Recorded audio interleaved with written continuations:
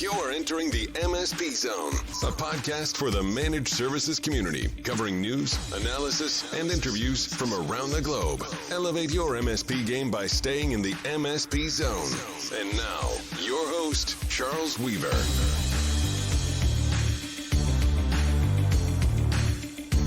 Welcome.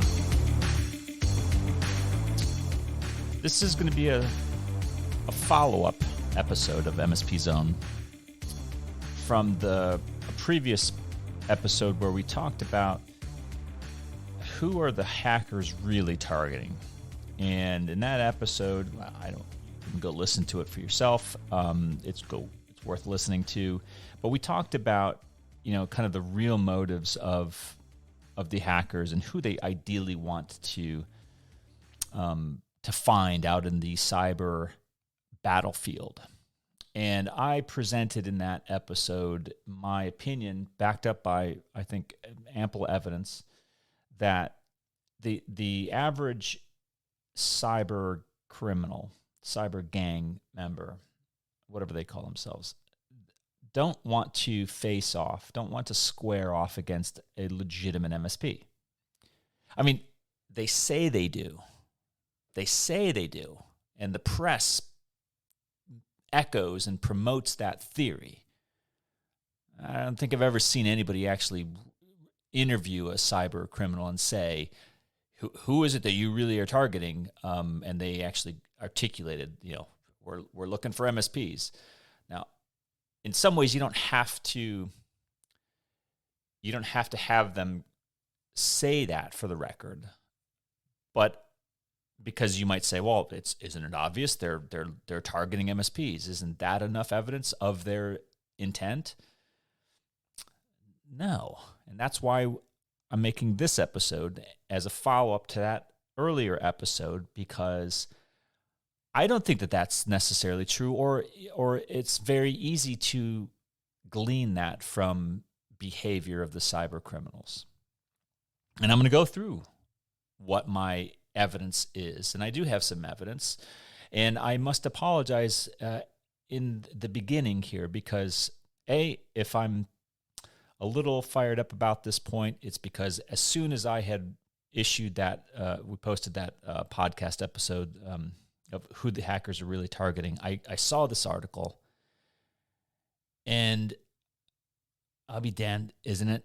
It talked about the very thing that I had just talked about, and I had just seen it, and it's in a fairly well-known channel publication, and I've kind of decided not to share it. I typically like to share with you guys what my show notes and things that I'm referencing, so you can go read it for yourself, because I do think that this is, it's always good for you to see it for yourself, the source material.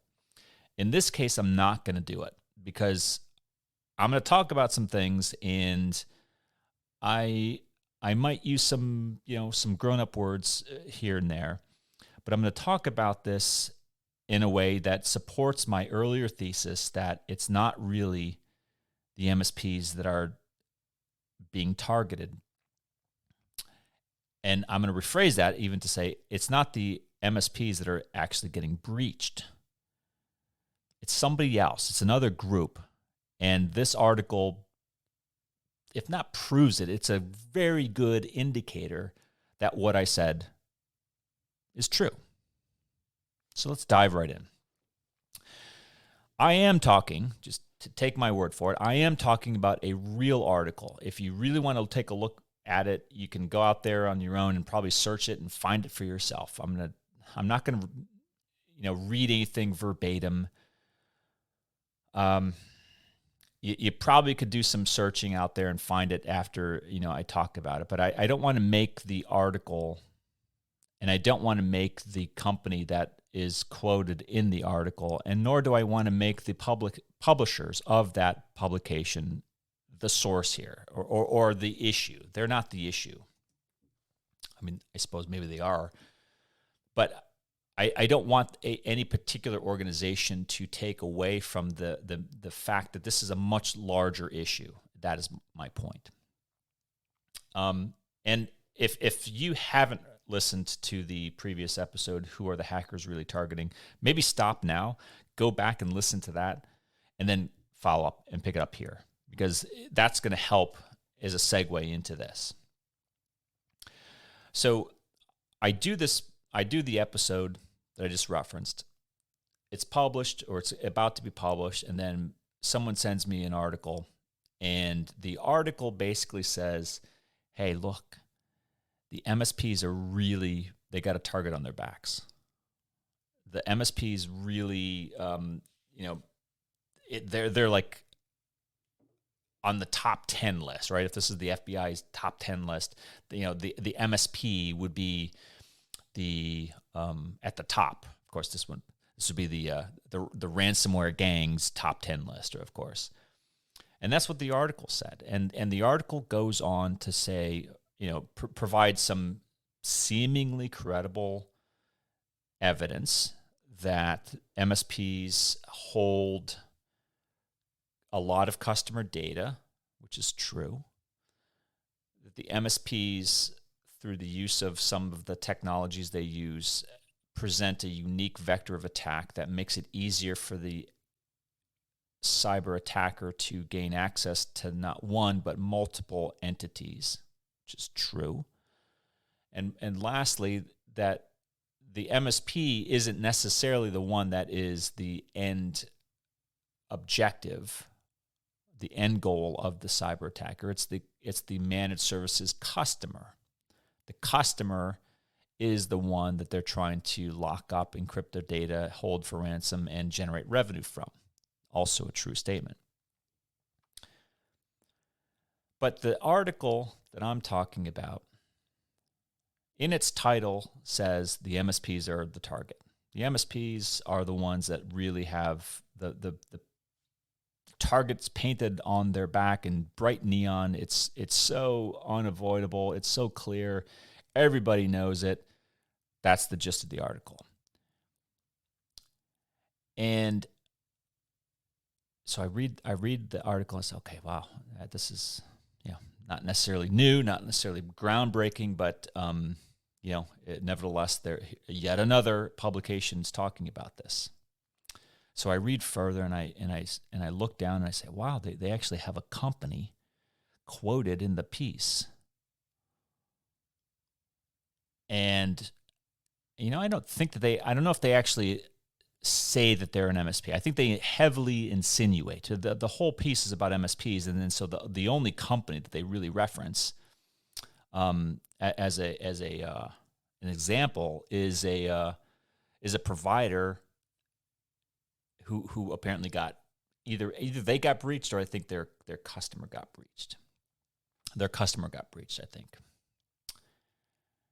as a result of the attack vector method that we've described. I mean, they have access to remote access technologies and used by the service provider, and that was what was compromised and led to the compromise and the breach of the customer. So I look at the company. They don't sound familiar to me. They're not. I don't think they're a member of the MSP Alliance, and I go look them up, and I look at them and I say, well, I'll be damned. They're not an MSP. They're not an MSP at all. I scoured their website pretty thoroughly, and I could be wrong in this, but I don't think I am. I didn't see any reference to managed services offerings of any kind. None whatsoever. Not managed services, not managed security, not managed backup, not remote desktop management, not server management, not remote cloud management. What do? They're in unified communications. They're in unified communications, of all things. Now, I am not anti-unified communications, just so we get that way out in the open and for the record. I am not anti-unified communications or UC. That's not my point. My point is, they're not an MSP. They're not an MSP. The article said that MSPs have got a target on their back. And the pull quote, the whole thrust of the article hinges on this company who isn't an MSP. So one question I might ask for the editor is, why the hell did you put a non-MSP into an article that is titled about MSPs? Just number one. I mean, as a basic, I don't know, you want to express an opinion that other people can understand. You maybe didn't hit that benchmark with this piece. Number two, it doesn't bolster your argument at all that you put a non-MSP, and the fact that they're unified communications has nothing to do with anything. I know unified communications companies that are just VARs. They don't have any remote access, anything. And there's some unknowns here, so I'm going to be very careful. But the implication, the insinuation of the article was that this UC company, which I can't tell if they're a UC reseller, if they develop their own UC platform themselves, it's customary, it's customized, and it's proprietary. I don't know any of that. But the insinuation in the article is A, that they are an MSP, and B, they have some sort of remote access capability to their customers, because that is what the article was talking about, is the attack vector. But they're not an MSP, folks. Nothing on their website suggests they're an MSP. They don't deliver managed services offerings, services. Maybe they deliver managed communications services, a managed application, and that's a big if, because we don't know. But the point is that they're not out there saying, hey, we're an MSP, and then some hacker overseas says, wow, look at that. That's a great example of an MSP. Let's go hack them. There is nothing on this company's website that would indicate to anybody that they are an MSP. Do you get my point? Do you get what I'm going at here? There's something else at play, folks. I've been saying this for a long time, and I think I'm right. I'm pretty damn sure I'm right about this. Now, what I'm about to say demands a preface. Remote monitoring and remote access, remote management tools are vital to the ongoing success and work that MSPs do all throughout the world. Period. Full stop. End of sentence. But in the wrong hands, if that's even what happened here, in the hands, let's say, of a non-MSP, a remote access type of technology just might, be a very dangerous thing. Now, I've already established, and I if I was arguing this on a debate stage, I would have a very strong likelihood and confidence in the fact of what I'm saying is accurate. Is that, A, not only is this company not an MSP, they don't proclaim themselves to be an MSP. There's nothing that would indicate that they are an MSP to anyone looking at their material, at least from the web. But maybe, just maybe, they were picked up by some bad people. They showed up as a blip on the bad guy's radar screen. Not because they are an MSP, because they're not, but because they possess a technology that allows them to remotely access their customers' networks and data. And maybe that, and that alone, is the reason why they and many others are being targeted. Now, I will add another disclaimer. I am not saying, I repeat, I am not saying that all MSPs are impervious to cyber attack, nor am I saying that no MSP has ever been successfully breached in a cyber attack. I'm not saying that either, because they have been. I know it to be true. And I believe that MSPs, proclaimed real MSPs, self-proclaimed MSPs, meaning MSPs, organizations that actually say, I am an MSP, I deliver managed services. In their services offerings on their website, it says, quote, managed services, managed IT services, or some derivation thereof. It says it, so anybody that speaks English or has access to Google Translate can understand very clearly any language on the planet. They are looking at the website belonging to an MSP.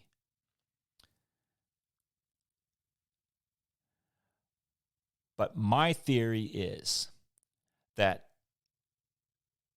those attacks, those attempted attacks on those types of self-proclaimed, very easily identifiable MSPs have a high failure rate. Or if you are in the sports world, you want an analogy, we're talking about shots on goal. There would be a high amount of shots on goal if this was an MSP, but there would not be a lot of scores. Not a lot of points being racked up against the MSP team. They're shooting a lot, definitely. But they're not getting a lot of shots in the goal. It's not going in. But on the other side of the net, the other side of the stadium, the rink, whatever,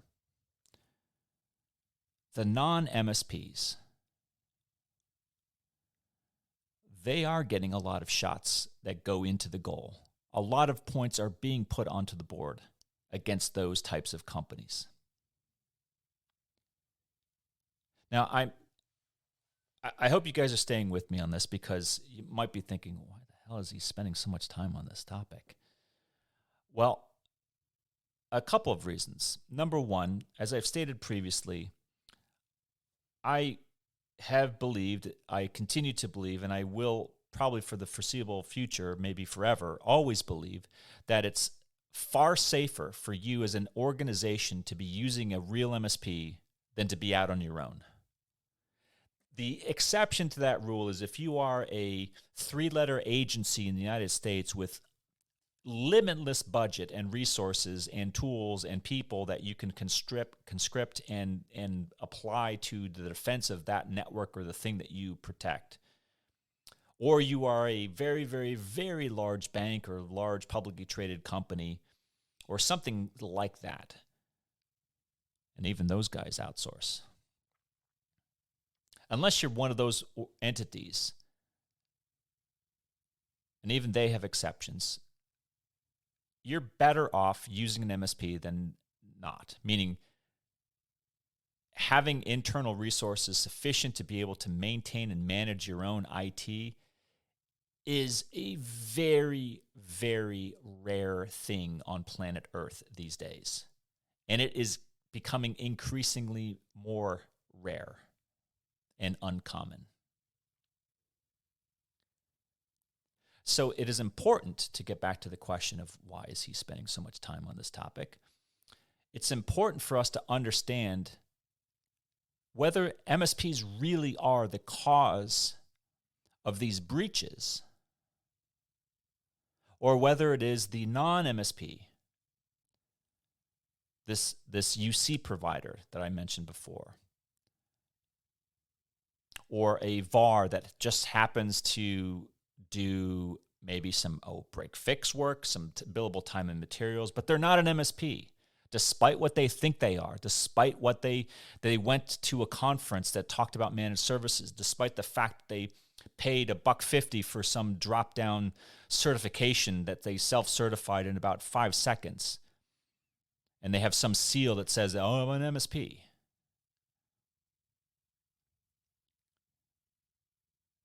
I don't care what those things say.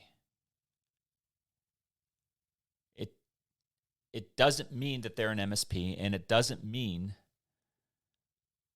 that real MSPs are the ones that are getting breached. It's the non-MSPs, particularly the ones that have access to those tools, that are seeing successful attacks leading to breaches, leading to a vulnerability, a theft of data, a ransomware deployment, what have you. And so it becomes ultra critical for us, as we have said for many, many years here at the MSP Alliance. It is so important that we use proper terminology. Words matter.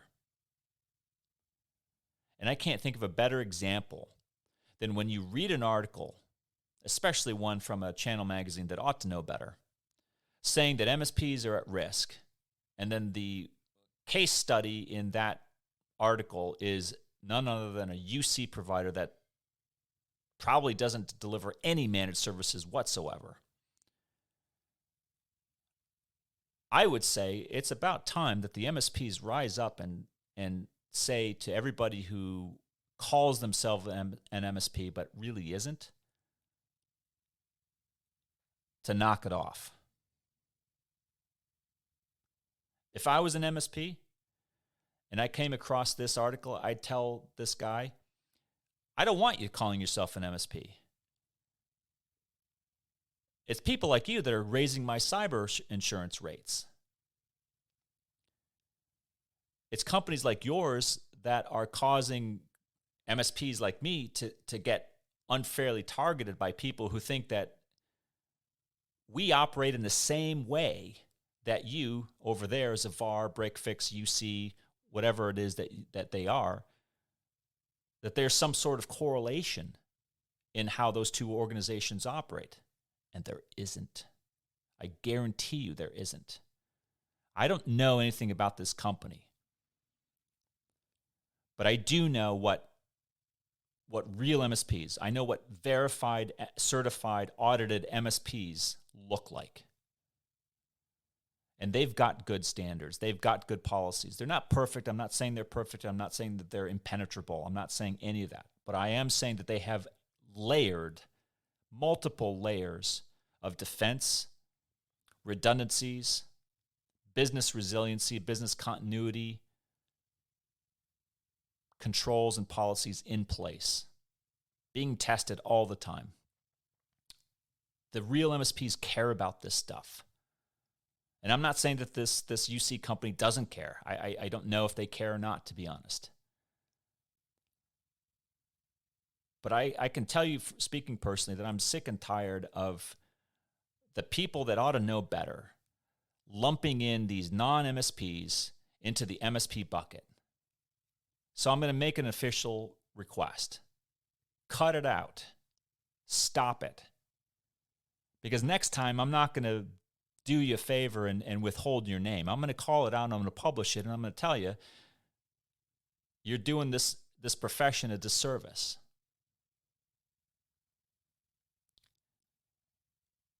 And I talk to a lot of MSPs, and I know for a long time they've been angered about non-MSPs being associating themselves with their profession when they clearly don't. They don't care about policy. They don't care about security. They don't. When I say they don't care because despite what they say, they don't actually practice anything that indicates that they care about securing their perimeter, much less that of their customers. That's what matters. That's one of the many things that makes a real MSP an MSP. So next time you read an article that says MSPs are under attack, maybe you want to read the article and see who they're really talking to, who's being quoted. You might be surprised that it's not an MSP after all. Thanks for listening. If you enjoyed today's episode, please give us a like. Make sure you are subscribed to the podcast so you will get notified when future episodes are released. We will see you next time in the MSP Zone.